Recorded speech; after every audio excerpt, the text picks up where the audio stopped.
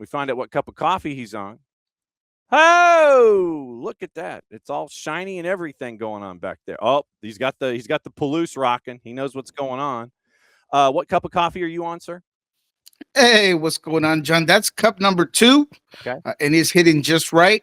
We're coming to you live from very rainy, stormy weather here in the PNW. Mm. But there is a ray of sunshine for the Sounders fan base that came across this week. So I'm just ready to talk Sounders, talk MLS moves, some pretty interesting ones I would add. So I'm sure you got it all on the script there, Big John. Yeah, here's my script, by the way. Yeah, right there.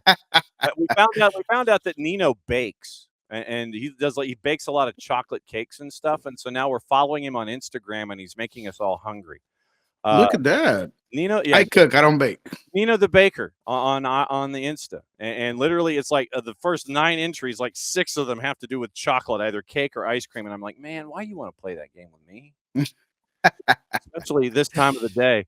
I do want to get into a lot of stuff, the MLS, because this is my first day back from high school football championships, and I'm running on about 4 hours of sleep. I see things, and you're the guy that I need to ask about them. Let's start in Seattle. You mentioned that there might be a breakthrough in the negotiations involving Paul Rothrock. Give us the status report on the Sounders, ins, outs, negotiations, table seats, the whole thing. Yeah, look, this is one that I've been chasing around all of the off season, and I did put a lot of resources on it because I thought that it was going to be a pivotal move for the Sounders, and that is because if they were to um, move on from a guy like Paul Rothrock, they'd have to go replace him, and they'd have to really zero in on a winger that could provide everything that he provides. The depth in that position without him was looking a bit shaky. So I just think it's a phenomenal move, right? Paul Rothrock did it his own way.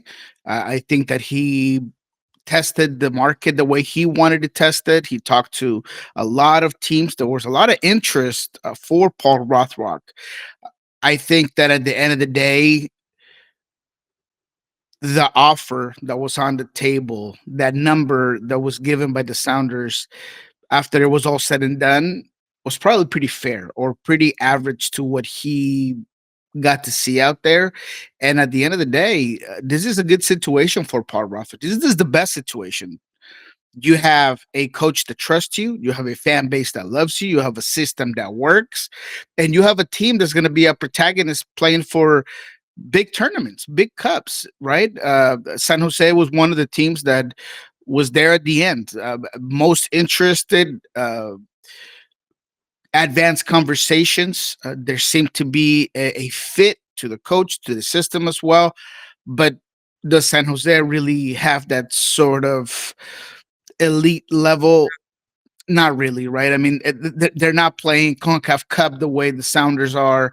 As much as Bruce has done phenomenal to get that team upright and put them in the right mentality and get them close to the playoffs, they still seem to be a reach to get there next season.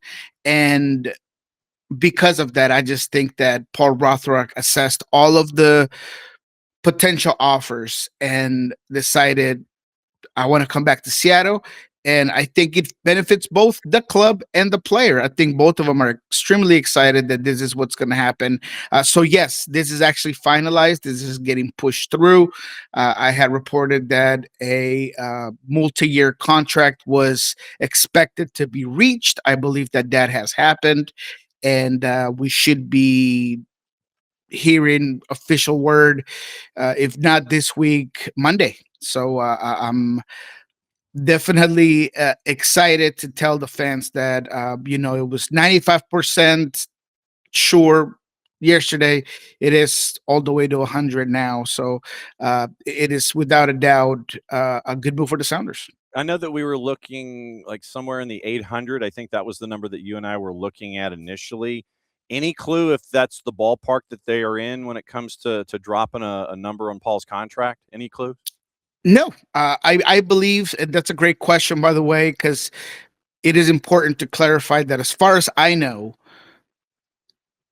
the contract is still on the Sounders' terms. That number to me, and this is a educated guess, falls around the $650,000 mark, with some escalators and bonuses that would potentially compensate him beyond that. But there was no need to go and pass that limit, that line that the Sounders set from the very beginning. I've said in a couple of shows that Craig Weibel, he has his good things, he has his bad things, and one thing that he does take very seriously is being straightforward with the players. So I'm pretty sure that he said, look, this is what we can offer you, this is what it is, and go test the market, and if you can't find a better offer, the doors open. And I think that's what happened. And there was a link to San Jose, nothing concrete there when it comes to finding a new home, but it looks like Paul Rothrock is staying. Messi and friends. Sergio Reguilon, and this is me going back into the weekend. Sergio Reguilon linked, and it looks like he's going to be added to the stacks. And then we saw that Rocco Rios Novo's loan was not. He is not coming. He was not coming back in 26, and everybody was kind of scratching their head and going, "Okay, that's yeah, that was a head scratcher." And then we see the news that Dane St. Clair tells Minnesota no. And then we see 1+1 = 2, where Dane St. Clair ends up going to Messi and friends. And so now you have near a deal. I don't think there's anything officially official yet, but it looks like Dane St. Clair is going to be the new number one in Fort Lauderdale. They open the new park, so it's going to be DSC. It's going to be Ustari. They've already sent William Yarborough packing, and Rocco Rios Nova won't be back. So now we know why Rocco was out. It looks like DSC is coming in. This was a surprise, Mm. and it feels like a power move, almost a statement move from Inter Miami. I don't want to glaze them the way, certain local Yeah. media members are kind of talking about the team and what it's doing, but the move is, it's a power move. They're telling the league, look, we don't have to just go out there and get the international players. We don't have to get the big names around the world. We know what MLS has in store, and we know that every team in MLS that needed a goalkeeper and had deep enough pockets and resources within the cap structure wanted Dane St. Clair. And if we want him, we got him. And he will come even if he's taking a pay cut, because he knows what Inter Miami provides. And I think that's fair. There is obviously the Messi factor. And that's something that we cannot ignore. You wanting to play with arguably the greatest player in world soccer world history is always gonna be a factor. But I do believe that there is this narrative now with Inter Miami that they have become this really big showcase across the world, right? You look at the Diego Gomez move, the Kromaski move. There's interest for a guy like Bright from international teams. So when you go to Miami and you're in that stage and you have a team that now has all of this global eyes on, it's very easy for you to get noticed. So St. Clair is in every right to say, look, I'm not going to take the million that I'm being offered here in Minnesota. I want to go play with the greatest player of all time. I want to be able to be in this huge stage. I want to be with Javier Mascherano. I want to be in Miami. I want to try to get a ring. They are the champs. They have the recruiting weapons and all of the resources in the world. So I'm going to go there. And that is a power move. I do believe that is a statement from Inter Miami saying we can do it all. And that includes getting the guys that we want within the league. but it was surprising, man. You thought that St. Clair, Minnesota was always going to be a thing. And if it wasn't, I don't know. I really didn't see Inter Miami as a team that would be interested in that sort of domestic MLS player, because they've always been able to just get talent outside of MLS. But it's a phenomenal move. You get the best goalkeeper in MLS, a goalkeeper that is a winner, um, a goalkeeper that has the swag, the ability to just play that position differently. So it is a huge move. I do think that Inter Miami is showing the league that they can do whatever they want. And I mean, but think about it. I mean, for a second, if you were Dane St. Clair and you had the choice to be in Minnesota, where literally at times it's like offensively it's like trying to watch paint dry, and I mean I probably am insulting painters to a certain degree by talking about Ah, what Minnesota United tries to do with Eric Ramsey. But Dane St. Clair, sometimes with him, it's a shooting gallery. And I mean, it won't be any different with the shooting gallery unless they address the issues at the back in Fort Lauderdale.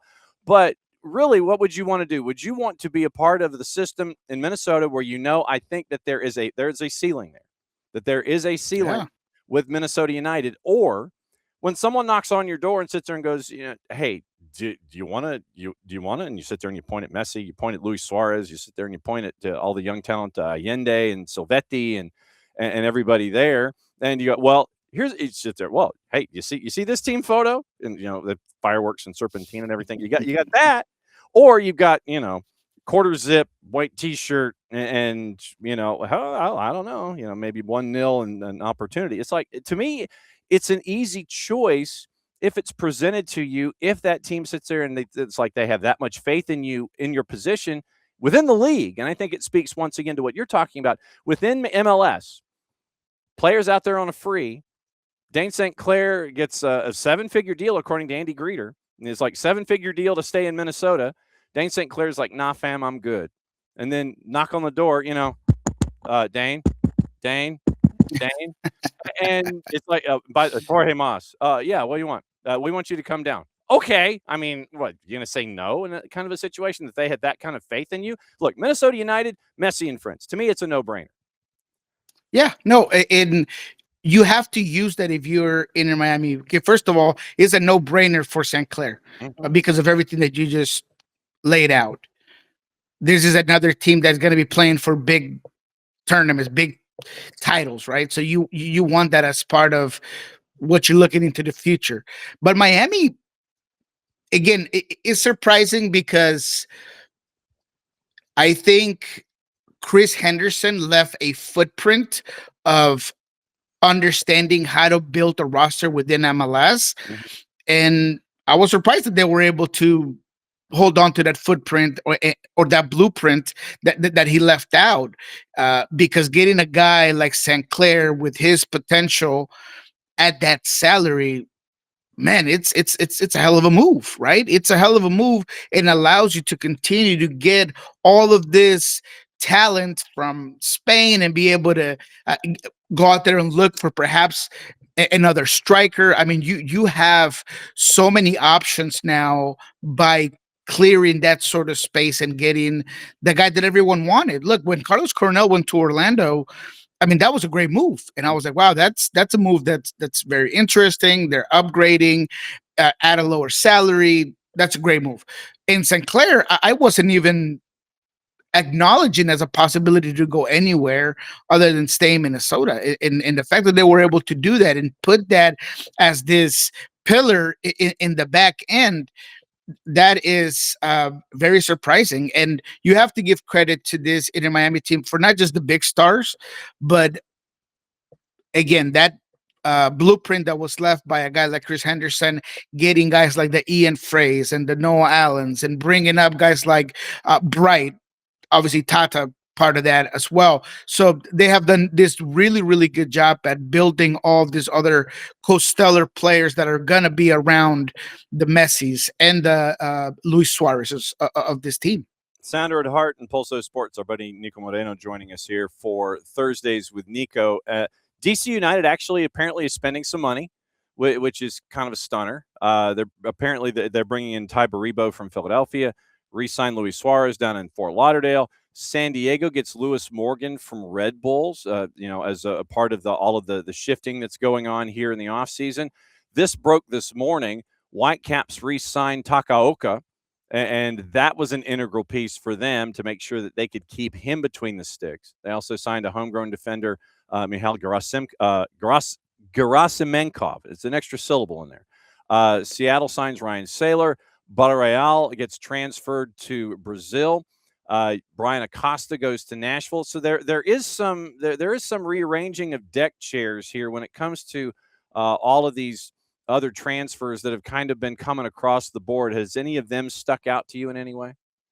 Yeah, look, Morgan to San Diego's good business. I mean, they get him basically for nothing. He's a guy that could fill a lot of positions. He could play the 9 under their system. He could play a little wide. He's interchangeable when he comes to the way they attack. He's good in transition. And clearly, the Red Bulls are in almost a last year Dallas fire sale of just getting rid of guys, and San Diego was able to capitalize. The Tyber Reba one, I don't love. I get it. I understand it. But he seems to be a system guy, and I don't know how much of the same quality of services and opportunities you're going to get with DC United. I feel like there was a lot of other holes to fill, and Benteke replacement wasn't necessarily the number one, in my opinion. It comes at a good price, and he does have proven capability and productivity within MLS, but he's a little bit of a poacher. I mean, that's his style, right? He's a guy that's a fox in the box, and you got to get him the ball there.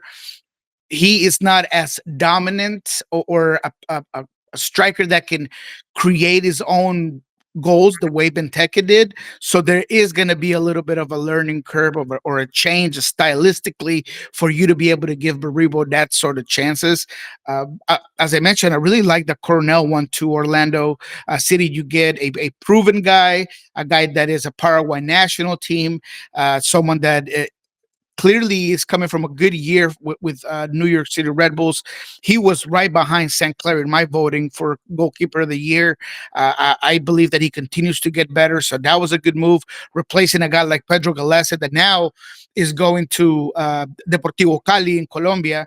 That one was interesting because you and I had talked here. I don't see a market for Pedro Galese within MLS, not for what he's asking for, and not with the free agents that were in the market, and not with kind of this new developing free agency within MLS. So that one was a good one. The one I'm looking forward to is what happens with Andres Cubas. Look, the Sounders were able to get a guy like a Sonny Dotson, and we'll see how much they'll be paying on salary for that move. But when you have a guy like Andres Cubas out there, I would love to say, hey, look, if the Sounders had the money, the capability to go out there and get themselves a Cubas or a Berhalter, it'd be amazing. But I really do think that he's going to be going elsewhere. Paranaense has been very serious about getting Andres Cubas, and I think that's going to be a big determining factor for Vancouver. He was such a key component. He was such a key guy. Those two pivots for Vancouver have been so important that I feel like it'd be really hard to replace him. So we'll see where that ends. But Vancouver is a team that I'm really watching because they need to keep all their pieces, including guys like Jaden Nelson, who, as much as they didn't play a lot of times, they were important coming off the bench.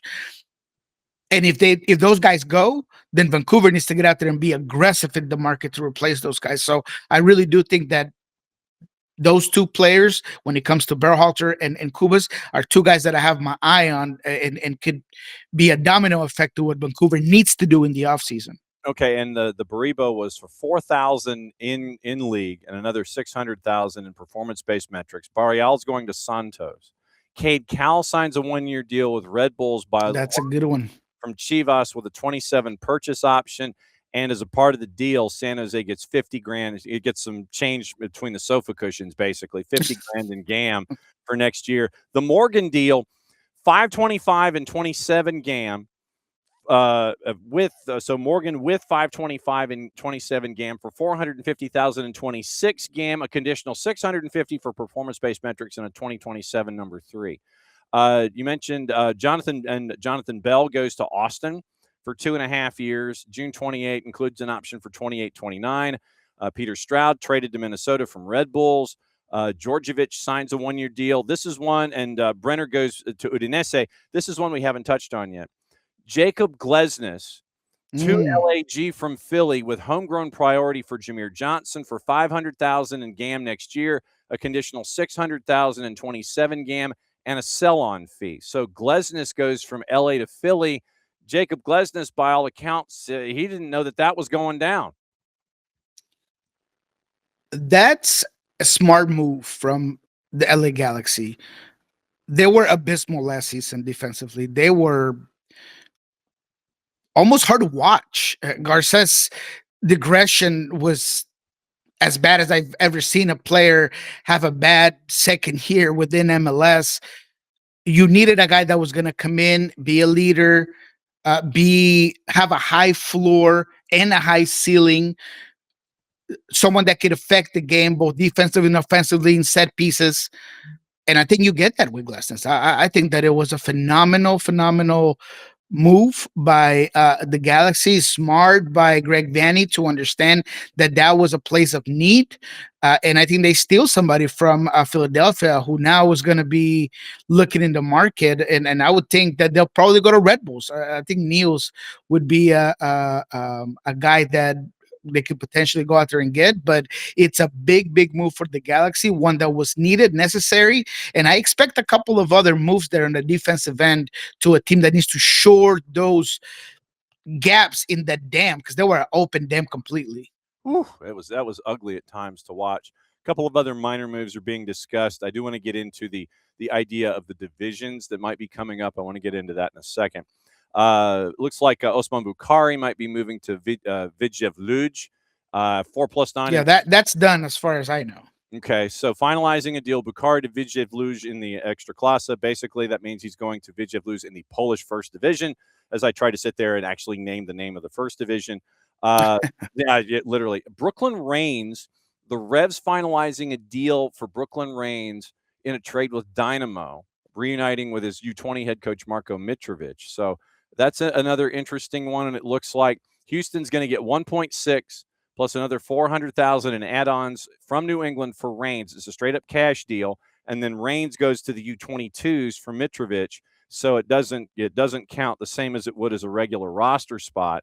So that was another two that you kind of keep an eye on just for filling out rosters. But it's a big investment, 1.6 plus another 400 for New England to pick up Brooklyn Reigns from Houston. Now I wonder what Houston's going to do with that 1.6, or are they just going to sit on it? That would be my next question.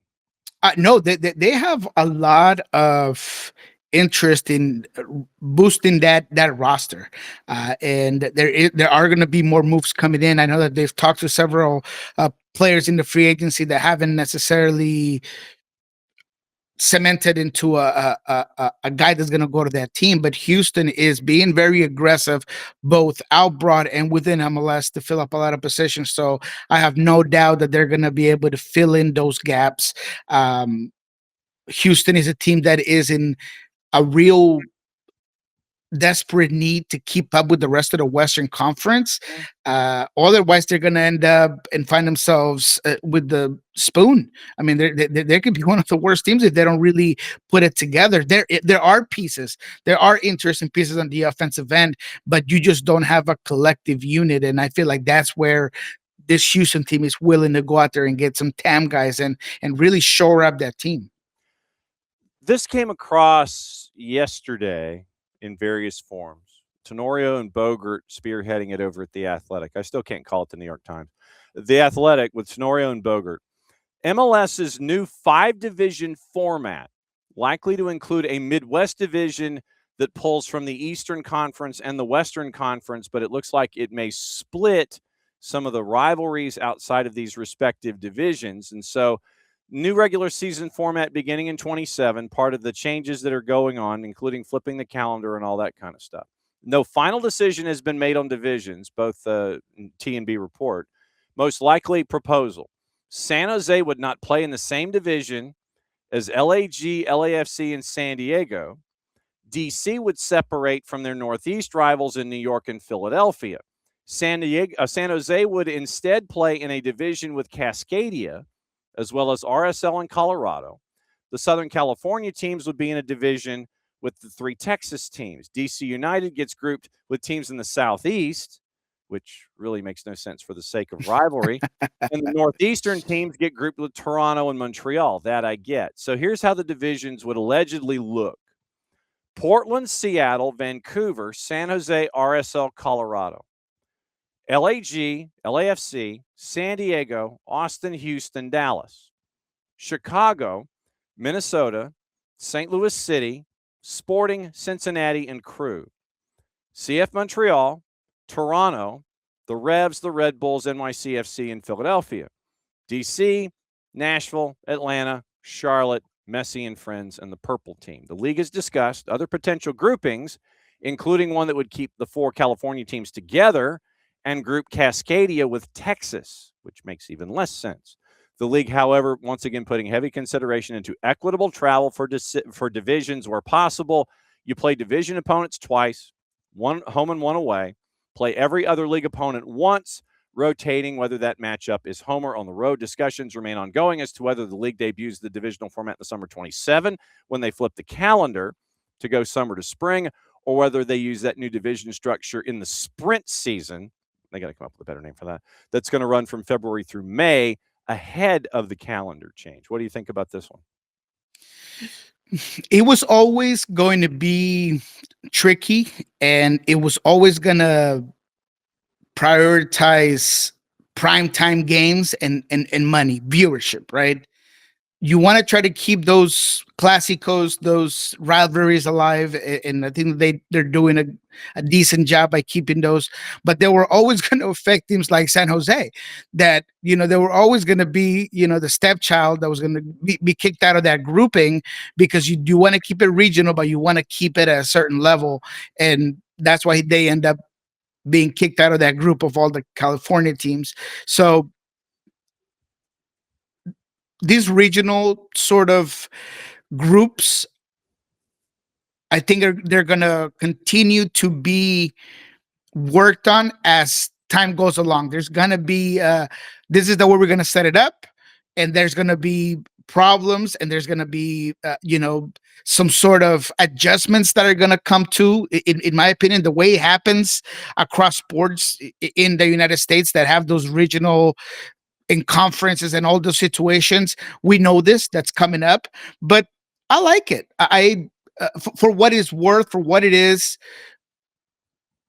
with the pros and cons of switching the calendar, of changing the format, of making sure that you are growing as a league.